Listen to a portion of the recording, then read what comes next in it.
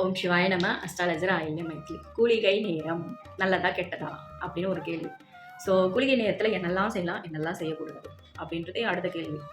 So குளிகை நேரத்தில் நம்ம எந்த ஒரு காரியங்கள் செஞ்சாலும் ரிப்பீட்டடாக நமக்கு நடக்கும்ல நம்மளோட லைஃப்பில். இதுதான் இந்த குளிகையோட பேசிக் பாட்டம். இந்த ரிப்பீட்டடாக நடக்கக்கூடிய விஷயங்கள் வந்து நல்ல விஷயங்களாக இருந்தால் நம்ம தாராளமாக செய்யலாம். கெட்ட விஷயங்களாக இருந்தால் அதை அவாய்ட் பண்ணுறது நல்லது. ஸோ நிறைய பேர் இந்த ஃபோனில் சண்டையாக போட்டுட்ருக்கீங்க இல்லையா? ஸோ அந்த விஷயங்கள் எல்லாம் அந்த டைமில் அவாய்ட் பண்ணிவிடுங்க. இல்லைனா சண்டையாகவே போயிட்டுருக்கோம் லைஃப் ஃபுல்லாக.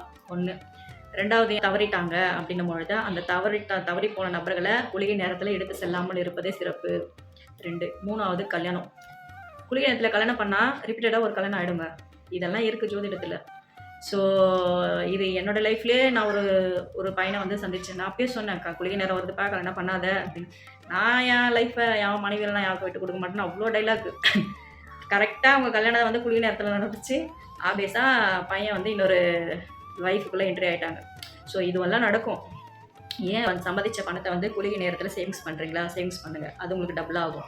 நிலம் வாங்குறீங்களா? வாங்குங்க, அது உங்களுக்கு டபுள் ஆகும். துணையை வந்து குளிகை நேரத்தில் வந்து மட்டும் கட்டாதீங்க, அது வேற ஒரு வாழ்க்கைக்கு கொண்டு செல்லும். ஸோ மேஜரான விஷயங்கள் கொள்கையில் நல்ல காரியங்களை செய்வது சிறப்பு, கெட்ட காரியங்களை தவிர்ப்பது அதை விட சிறப்பு. ஸோ 2 விஷயம்தான் குளிகை நேரத்தில் எது செய்யலாம், எது செய்யக்கூடாதுன்றது.